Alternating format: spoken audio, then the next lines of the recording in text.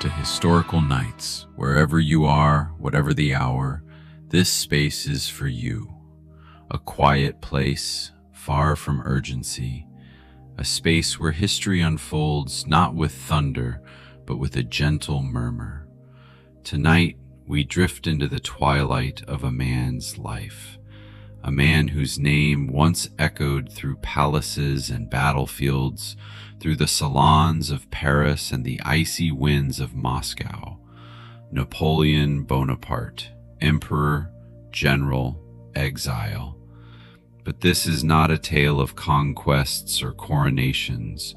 No, tonight we step softly into his final chapter, into the hush of isolation, into the slow rhythm of fading days, far from glory and noise.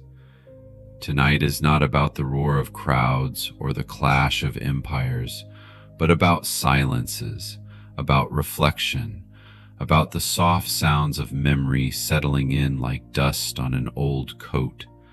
You do not need to know the whole history to follow. You only need to listen, to breathe, to let the slow flow of the past lull you. This story is not told to excite, but to comfort, to provide company as sleep approaches or peace while you rest your eyes. Imagine yourself there, on a quiet island in the middle of the South Atlantic.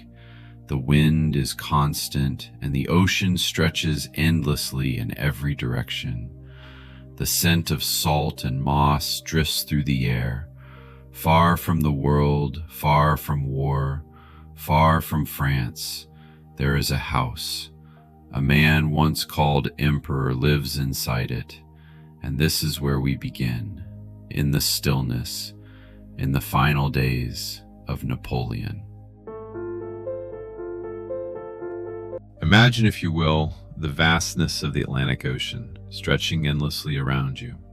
The sky above is a gentle muted canvas of soft blues and grays, often brushed with drifting clouds that move slowly as if in no particular hurry.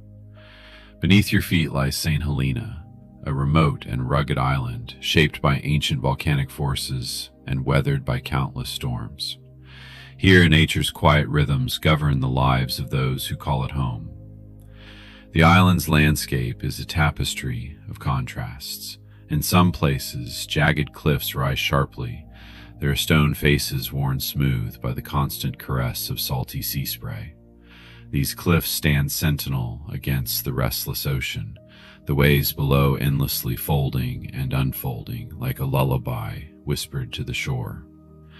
In other places, gentle valleys cradle patches of fertile soil, green and rich, where islanders coax life from the earth with patient hands. As you begin to explore, the air itself tells a story. It carries the faint but persistent scent of damp earth, mingled with salt and the delicate fragrance of blooming wildflowers. The smell is neither overpowering nor sharp. Instead, it is a soft perfume that soothes and invites calm. Occasionally, the breeze shifts, bringing with it the faint aroma of wood smoke from a distant hearth, a reminder of human presence quietly woven into this natural setting. The settlements on Saint Helena are few and small, scattered like gentle notes in a quiet melody. Houses are constructed of sturdy local stone, their walls thick and cool to the touch, designed to shelter inhabitants from the occasional gusty winds that sweep across the island. Roofs are covered in weathered tiles or thatch, their muted colors blending harmoniously with the rocky landscape. Walking along the narrow, uneven paths between homes, you might hear the soft sounds of daily life, the rhythmic chopping of wood as someone prepares firewood, the gentle clinking of metal as tools are tended, or the faint murmur of voices engaged in calm conversation.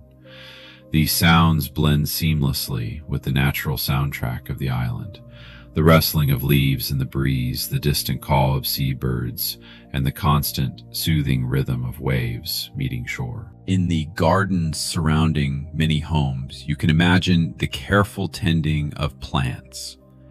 Hands, weathered yet gentle, nurture herbs and vegetables. rows of green stretching patiently toward the sun. Bright blossoms peek through the foliage, adding quiet color to the earth-toned surroundings. The soil is soft and rich, cool to the fingertips, holding the warmth of the sun from the day before. Inside the homes, life moves with deliberate ease. The interiors are modest, furnished simply but with care. Wooden tables bear the marks of years of use, their surfaces worn smooth, holding stories in every scratch and dent. Simple pottery vessels rest on shelves, their surfaces glazed with subtle hues that catch the light softly. Linen cloths cover tables and beds, their fabric rough yet comforting, woven with a sturdy hand. Meals are prepared slowly, with patience and attention. The scent of freshly baked bread mingles with the aroma of stewed vegetables and herbs gathered from the garden. The sound of a bubbling pot over a small fire adds warmth to the atmosphere, while the occasional crackle of the flames brings a subtle sense of comfort. Imagine the soft light filtering through small windows, casting gentle shadows across the rooms as the day passes. In the morning, pale light brightens the spaces with quiet hope. Afternoon sun warms the walls, a gentle embrace that invites rest. As evening falls, lanterns or candles flicker softly, their golden glow dancing gently on the walls, inviting relaxation and reflection. Daily routines on Saint Helena are shaped by the slow unfolding of time and the natural world. Fetching water from nearby springs or wells is a quiet task, performed with steady steps and calm focus. The feel of cool water slipping through fingers, the sound of it pouring into clay jugs, and the weight of these vessels carried home speak to the simple, sustaining acts that define life here. Clothing is practical, fashioned from sturdy fabrics that bear the marks of hard work yet provide comfort. Imagine the texture of linen and wool against skin, the folds of fabric moving softly as one walks, the occasional faint scent of lavender or herbs used to freshen garments. The island's climate, mild yet occasionally unpredictable, invites a connection to the natural world. Gentle rains fall with a soft patter, moistening the earth and encouraging new growth. Sunlight filters through shifting clouds, painting the landscape with changing hues. Nights arrive quietly, with cool air carrying the scent of salt and earth, and skies filled with stars that seem to pulse with a steady, reassuring light. In this setting, time feels expansive, moments stretching with unhurried grace. The constant, comforting rhythm of nature, the rise and fall of tides, the shifting light of day, the sounds of wind and water, blends with human life to create a gentle harmony. Amidst this calm, imagine the daily lives of the island's inhabitants unfolding like a soft melody. Men and women work side by side, their tasks varied, but all connected by a shared respect for the land and its rhythms. Children play quietly in the shade of trees, their laughter light and fleeting, blending with the natural sounds around them. This world, remote and tranquil, forms the backdrop to the final chapter of one of history's most compelling figures. As we gently shift focus, allow yourself to absorb the textures, sounds, and sensations of Saint Helena's daily life. A world apart, yet intimately tied to the slow passage of time and the stories that live within. Let us step backward now, away from the quiet of Saint Helena, away from the garden paths and slow coughs of exile, back through time, back through battles and ballrooms, through triumph and betrayal, back to a world where Napoleon Bonaparte was not a man in decline, but a man in motion. Imagine the Corsican boy arriving in France, awkward, distant, his accent mocked in the halls of military academies. He is 14, alone, quiet, but his eyes are always watching. His mind already builds empires. It began slowly. In Toulon he proved himself, calm under pressure, decisive in siege. Then a promotion, then a command, then a chance to suppress a royalist revolt in Paris with, quote, a whiff of grape shot. And suddenly all doors opened. He was not tall, not regal, but his presence filled rooms. His ambitions stretched further than the horizon. He became general, then consul, then emperor. And Europe, ancient monarchical Europe, watched stunned as this man redrew borders and rewrote rules. He marched on Italy, where Austrian power unraveled before him. He crossed the Alps not with pomp, but with purpose. His armies moved like clockwork, driven not just by force, but by the gravity of his will. Then came Egypt, where dreams of empire reached even toward the east. He did not conquer all, but he returned as if he had, crowned himself emperor, not anointed by a pope, but by his own hand. Imagine that moment, Napoleon standing in Notre Dame Cathedral, lifting the crown above his own head, not out of pride, but principle. He did not owe his reign to God or tradition. He owed it to destiny, or so he believed, and for a time, it worked. The Napoleonic Code, the Bank of France, the reorganization of society. His legacy was not just in battles, but in laws and systems that outlived him. He ruled with order and efficiency, and France, scarred from revolution, found in him both stability and motion. But motion often becomes momentum, and momentum eventually turns to collapse.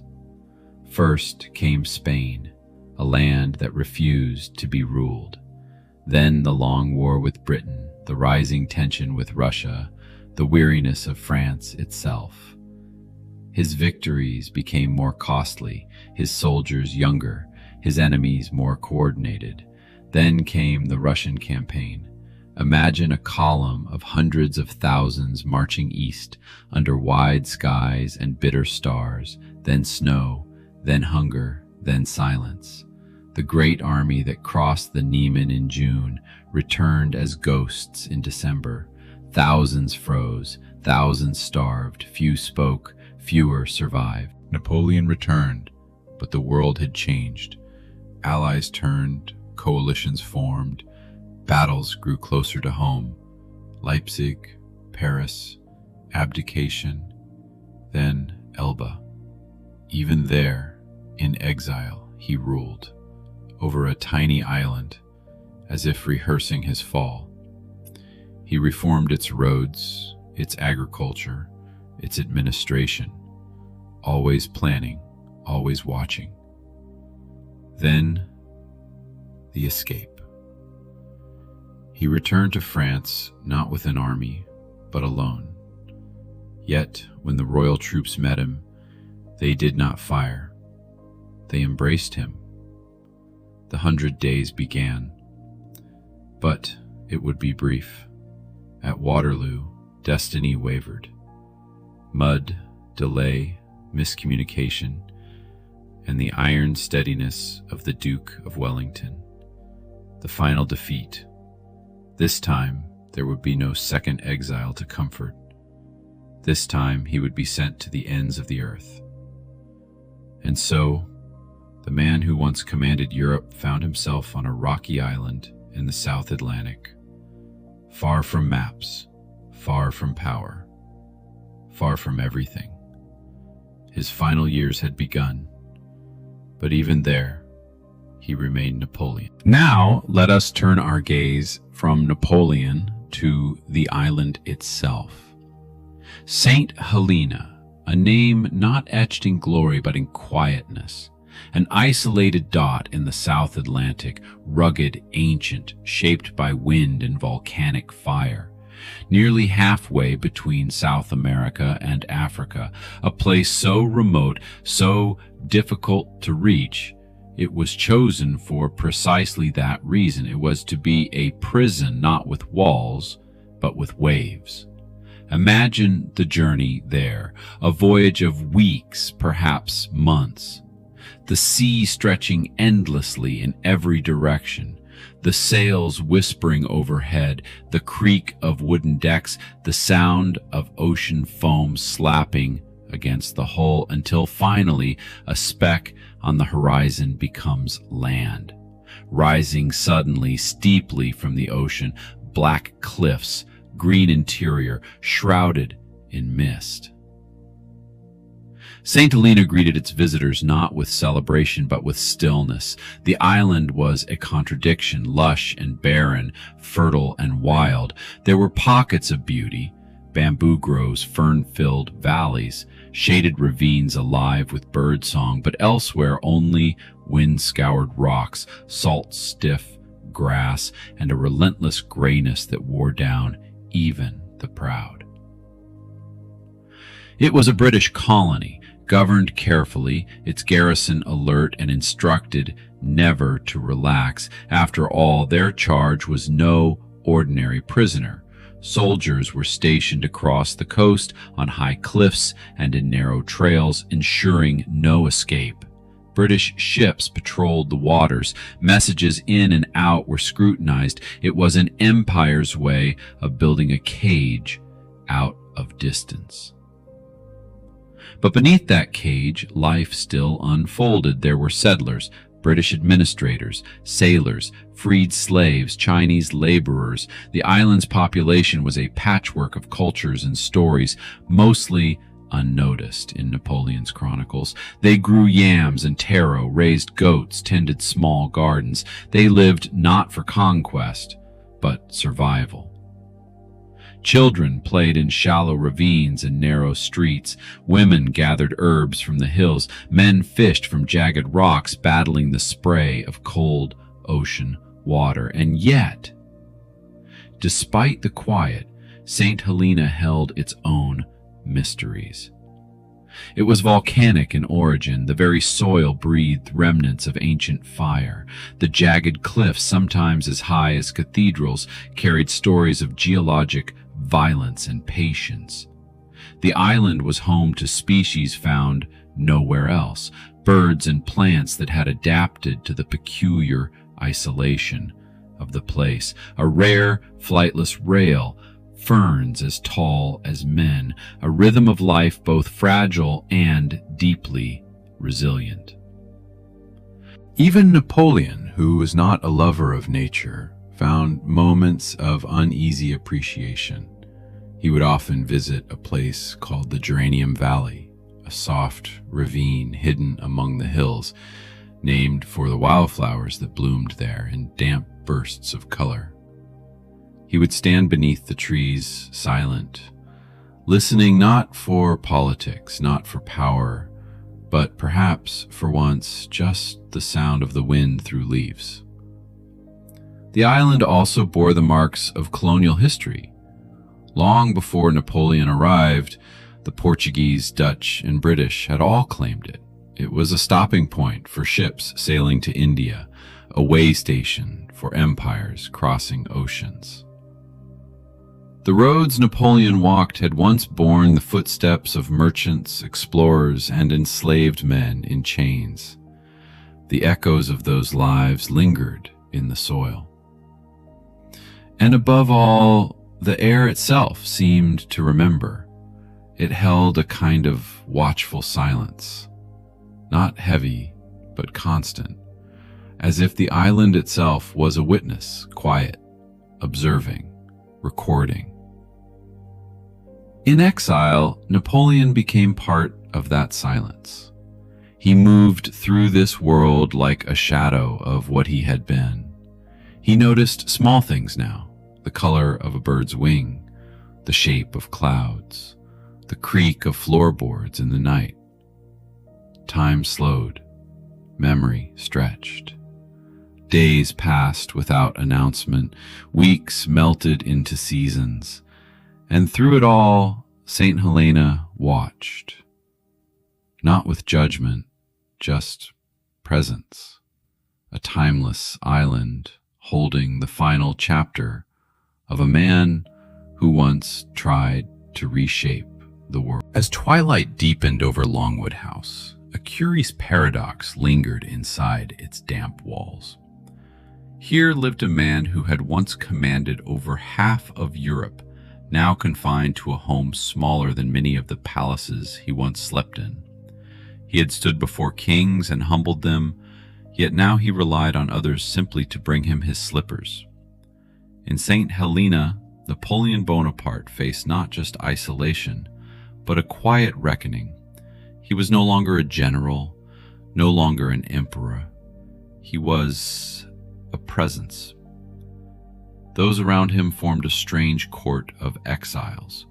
There was Louis Marchand, the ever-loyal valet, whose devotion never wavered, even as Napoleon's strength did. General Henri Bertrand, once Grand Marshal of the palace, now paced narrow hallways instead of palace corridors.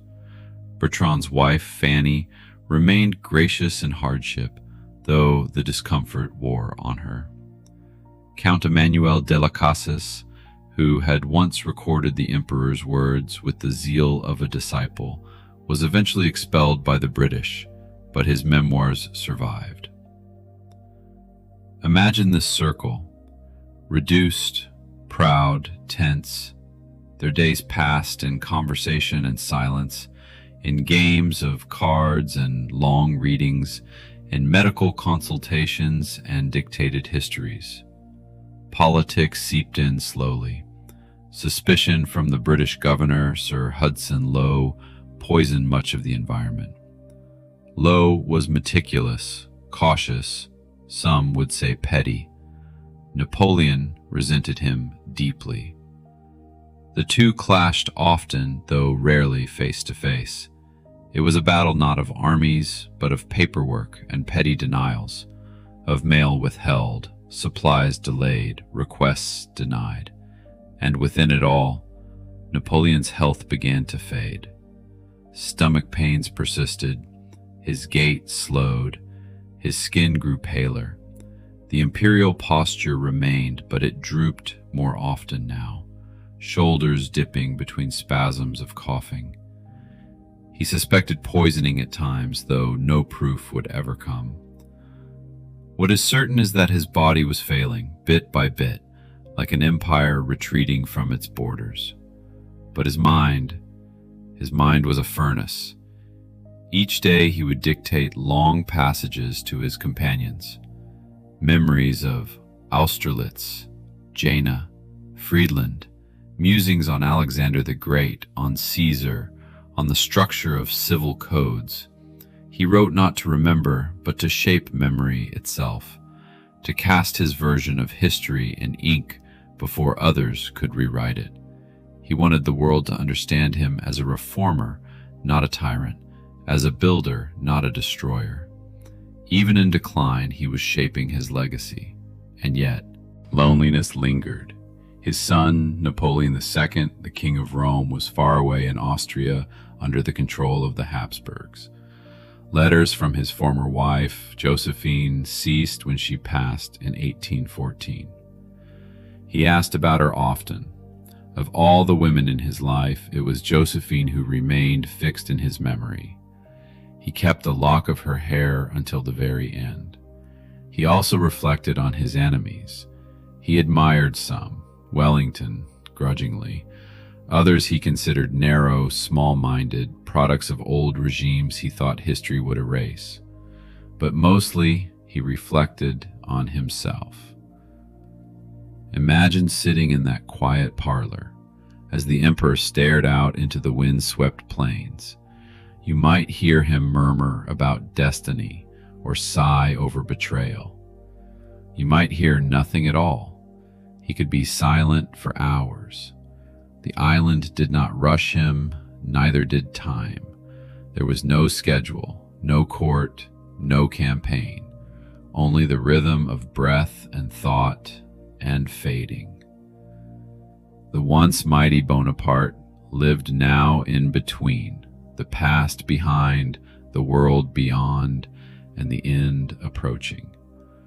And though he no longer ruled, he remained a figure of power in one way still.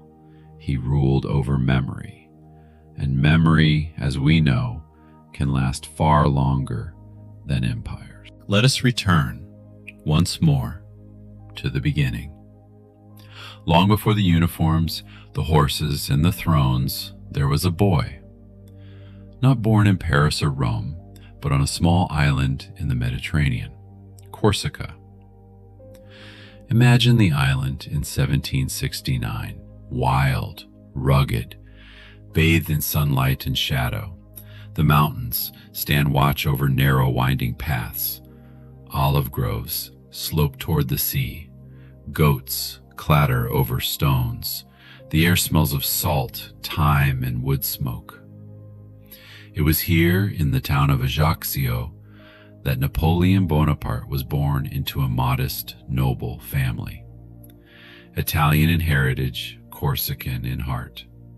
His father, Carlo, was ambitious, connected to the brief Corsican resistance led by Pasquale Paoli. His mother, Letizia, was strong, resolute, and deeply practical, a force unto herself.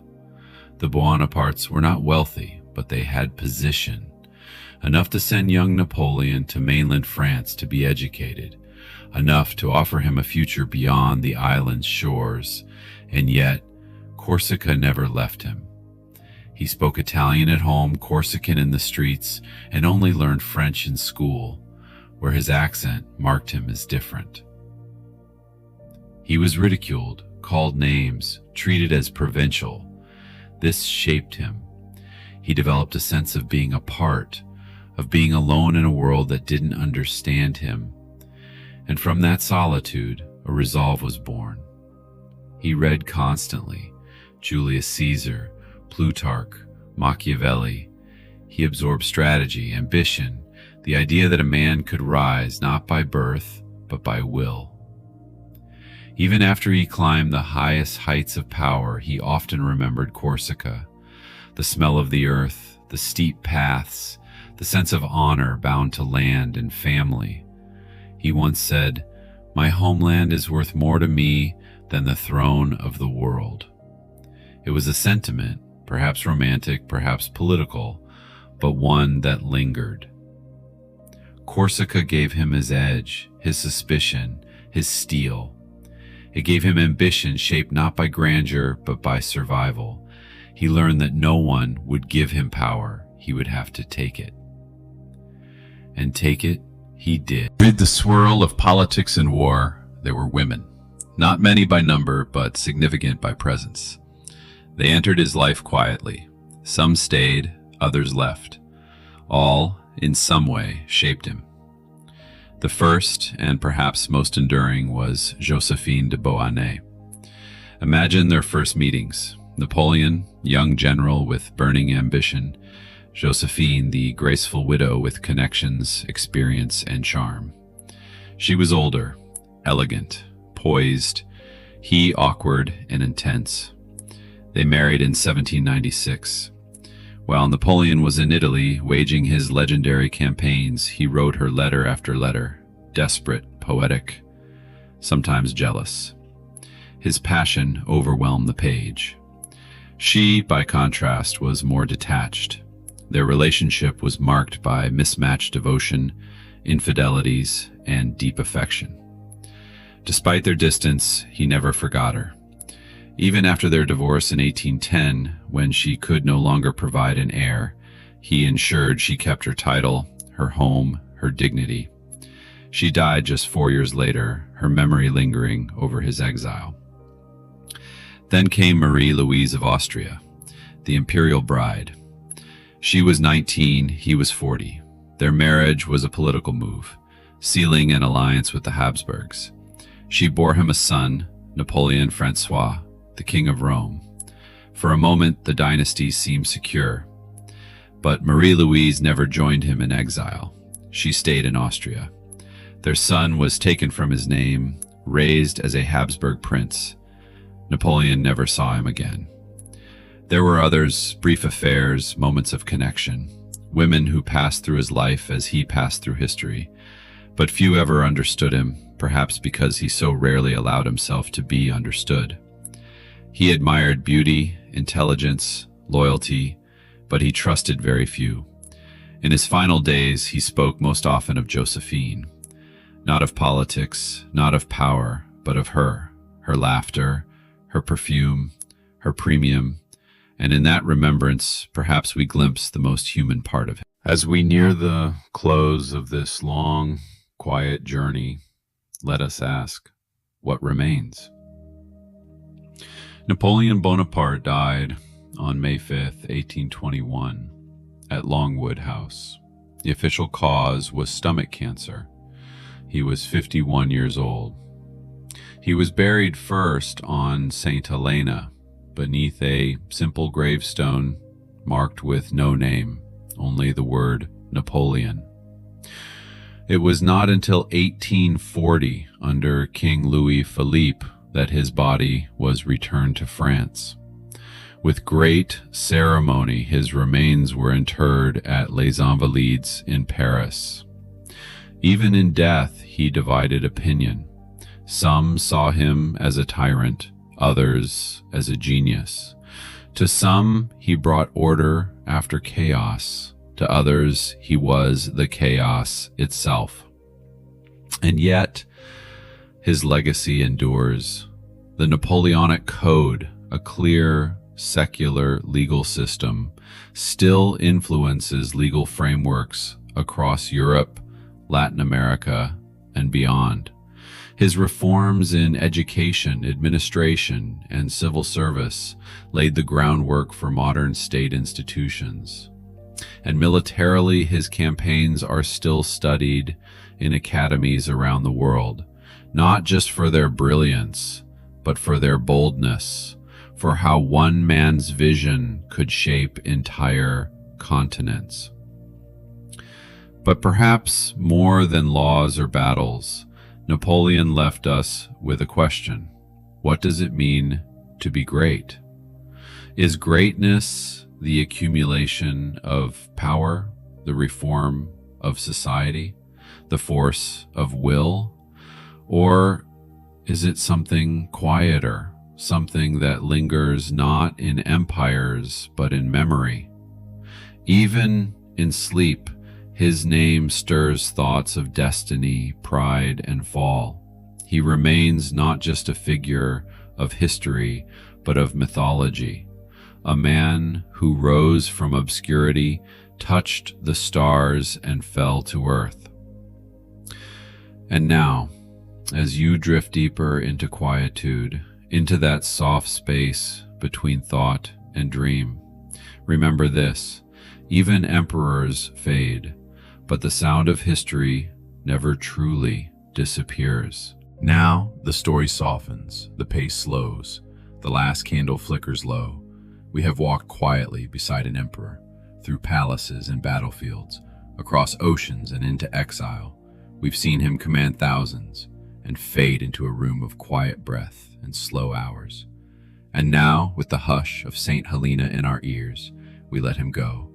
It is strange, isn't it, how the most powerful figures in history are, in the end, just men.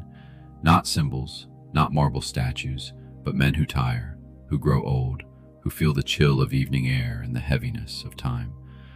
Napoleon once redrew the map of Europe, but in his final years, he paced the same narrow garden paths, spoke to the same few faces, listened to the same wind.